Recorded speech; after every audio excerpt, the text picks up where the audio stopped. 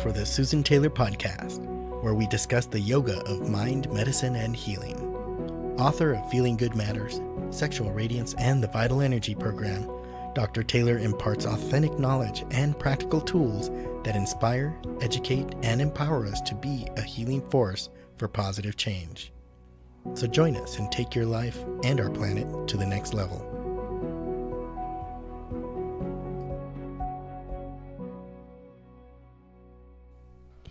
Hello and welcome to Podcast 63, Can Meditation Alleviate Anxiety? If you feel like more people are meditating now, you're absolutely right, because that's what's happening. In the last podcast, we spoke about anxiety and was asked to talk about meditation as a possible treatment of anxiety based on that last episode. So in today's podcast, I would like to talk about meditation moving into mainstream, the physiological benefits for meditation, and what research really tells us. As I mentioned last week, anxiety is the new depression, with more than half of all American college students reporting anxiety.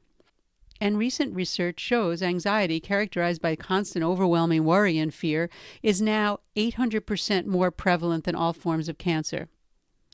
The question for this week is, can meditation help? Within the past 5 years, the number of U.S. adults and children practicing mindfulness and meditation has increased significantly, according to the Center for Disease Control. And the study didn't pinpoint the reasons driving this trend, but people are searching for ways to de-stress, and brands such as meditation apps called Headspace and Calm are actually helping bring meditation mainstream. Do we really need evidence-based studies to know the workings of regulating our own internal functions, and that those internal functions do get regulated and have best psychological as well as physiological outcomes? Well, perhaps so, but do the studies really reflect what meditation is all about? I would have to say I don't think so. However, we can say that people do need that. So researchers from Johns Hopkins University in Baltimore, Maryland, they actually went through 19,000 meditation studies, and they found 47 trials that addressed the criteria being considered being a well-designed study. So only 47 out of the 19,000. They missed one criteria, however, and this was my analysis, and that's the consistency in approach. Because many people say that they're studying evidence-based meditation, but it's not a systematic practice. So in some cases, people are just sitting and breathing. Other cases, most cases not, I'm sure. Their head and neck and trunk are not aligned. All the things that we teach for neurological stability. Comfort and stability, I should say. Some people put yoga in there, cognitive therapy, all in their trials, and then they call that the meditation training. So all of those do have an effect. So I'm not quite sure that we can really say the studies are consistent in that way. As I said, some use breath, some use yoga, some use cognitive therapy. You know, for those interested in the findings from the 47 trials, it's in the JAMA, Journal of American Medical Association, the internal medicine section. But they do conclude after all of that research and analysis of the studies that meditation, they say, can help ease psychological stresses like anxiety, depression, and pain. And I have to say, I don't think we need a study to know that, because people that partake in that have shown to be heavily influenced. And I know students that have come through our programs have reported dealing with stress at a much easier level. So can meditation help alleviate or root up the cause of anxiety? Well, meditation makes perfect sense for working with anxiety, especially if it is taught systematically and, as I always say, with precision and practiced. People with anxiety have issues dealing with distracting thoughts that cause worry and rumination. And when it in turn, that in turn disturbs their breathing. I always say the breath changes with the thought. So whenever we have a thought, our breath changes, and they go hand in hand. Mind follows breath, and mind is thought. So we know that breathing is directly linked to thoughts, and as thought changes, as I just said, breathing changes also. Very few anxiety specialists suggest or even understand this connection. So it's something that really needs to be integrated into the system for this. And it is coming around now. People are talking about breath finally. You know, if you have unproductive worries, you can train yourself to experience those thoughts completely and differently, and even eliminate them completely with practice. For example, you might get a feeling of being late, which creates the thought, I'm late. And then another feeling of security being threatened, and that spurs another thought. And that thought is, I might lose my job. And if I don't get there on time, I'm really going to lose my job, and it's going to be a whole disaster. You see how I'm building on that one little late thought. So meditation and its practices, namely focusing our awareness, those techniques, teach you to recognize and not respond to the passing thoughts that repeat. So you might say, oh, there's that thought again. I've been there before. But it's just that, a thought, and not part of my core self. To recognize that is really a key, and it can change anxiety, if anxiety is indeed just from wandering thoughts and worry. Because anxiety could come from biological imbalance also. I'm not addressing that really in this podcast, but biological disruption. For example, the gut microbiome can be off, and that causes anxiety. The liver could be this is a little bit of traditional Chinese medicine, but the liver can be a little bit too heated, which would cause anxiety. Because anxiety comes from when we feel threatened. Our security has been compromised. So biologically, if the security is compromised, that's going to happen too. In our programs, we teach the awareness starting with the basics of itself, called breath. And I speak more about breath in the next podcast, but breath is the key to managing our thoughts and even our physiology. Let's turn to a bit of history and just see where the practice of meditation really started, because it was really used by many cultures to reduce stress and anxiety and maintain optimal psychological and spiritual health. Remember, we want to move in the direction of spiritual relaxation, finding our purpose and knowing our purpose in life. And meditation has been extensively studied as a treatment for anxiety. So although the studies are not controlled well, meaning repeatable with design as I mentioned above, they still assist those that are not familiar with the experience to getting perhaps a more trustful understanding. So those that really need something to say, hey, this is evidence-based, then that's good for that. And so it does serve a positive purpose.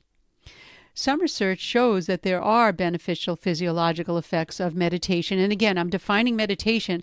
It's individual for each study, because what happens is the studies are designed so differently, so we really don't know what the real root cause is. But for now, I'll report what's reported in the literature. So the physiological effects of meditation include decreased oxygen consumption, respiratory rate and blood pressure, as well as EEG changes associated with decreased autonomic arousal. Our sympathetic system, which is fight and flee, that gets quieted down. And breath does that alone, just because when we use our diaphragm to breathe, we bring a parasympathetic response, which is a relaxation response. As I said, you don't need an evidence-based study to know that regular meditation results in an increased capacity for self-awareness, self-regulation, and increased attention or focus. And research findings show that regular meditation in which an individual practices detached self-observation, this is mindfulness, this is what's called mindfulness, or one-pointed concentration, and this is focused awareness. Using both of them, you can significantly reduce generalized anxiety and other anxiety conditions.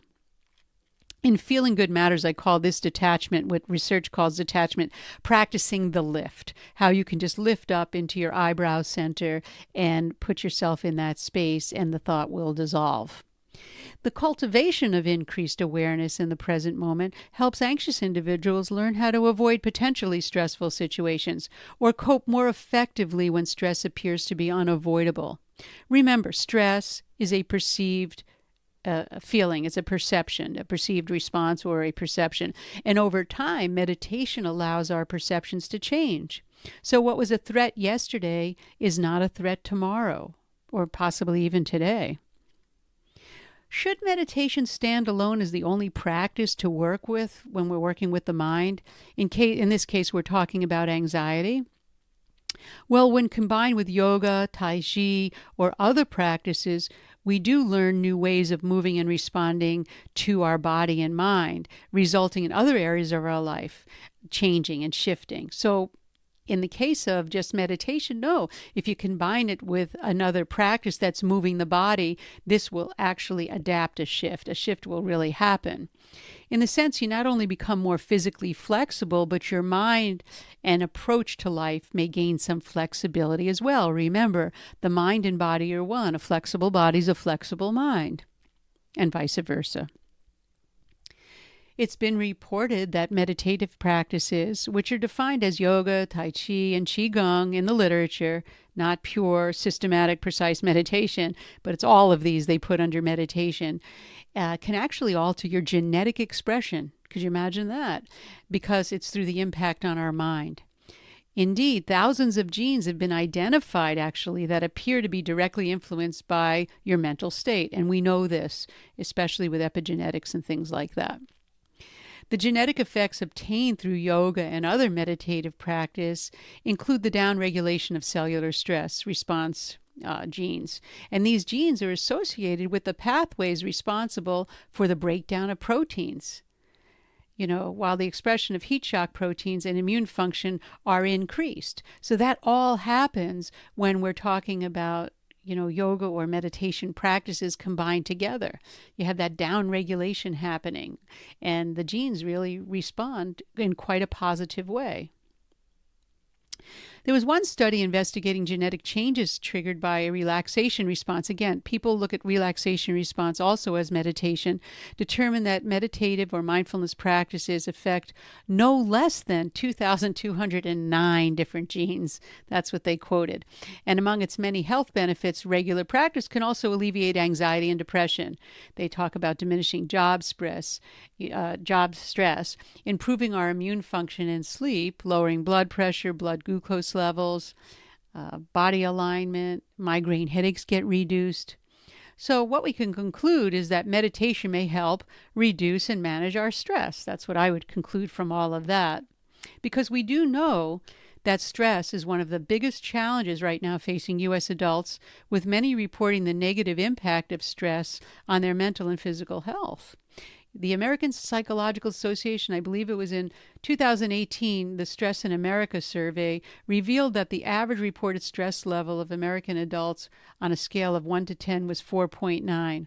I think that's a bit low. I think people think, I know myself, I didn't really realize that stress was in my life in my earlier days because that was the normal response, right? I didn't know I was not relaxed. And now I am aware of the difference. So that could also make a difference. So it's very, very interesting. And they also say in that study, 74% of American adults suggest that they have experienced at least one symptom of stress in the past month. And the biggest source of stress was money, work and money sources. Self-concern or, health concerns were right underneath that.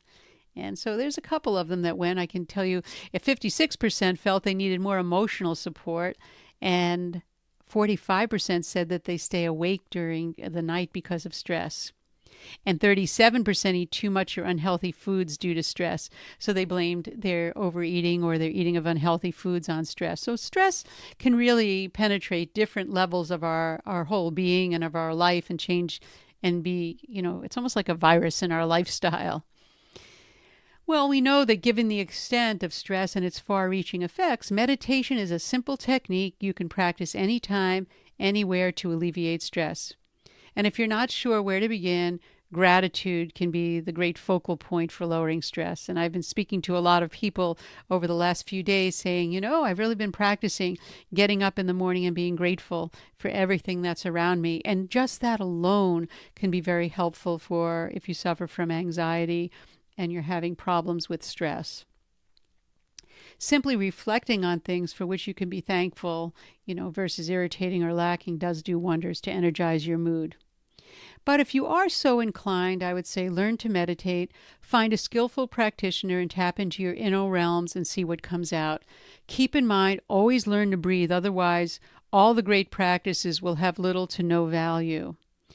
And one type of meditation easily applied to virtually any activity is called mindfulness, which involves paying attention to the moment you're in right now. Rather than letting your mind wander, you can actively choose to live in the current moment and let distracting thoughts pass.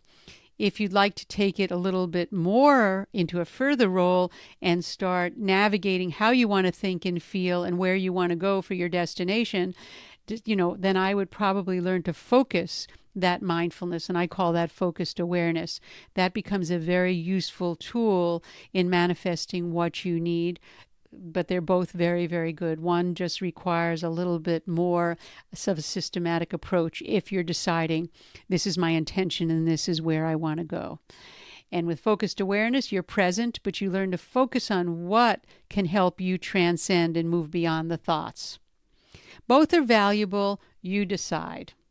So I would do your research, explore the possibilities that are at your hands, at your fingertips, as they say, for anxiety. And if you have any questions or comments, let me know. I'll always include that in a podcast or create a whole podcast on that. As I said, next week we'll be doing breathing for anxiety and what breath is all about. So that brings me to the end of this episode, and I'd like you to contact me at susantaylor.org if you have any comments or feedback, or just something you'd like to suggest for a future podcast. Thank you for listening. The Susan Podcast does come out every week, and until next time, remain calm, consciously aware, living in the moment.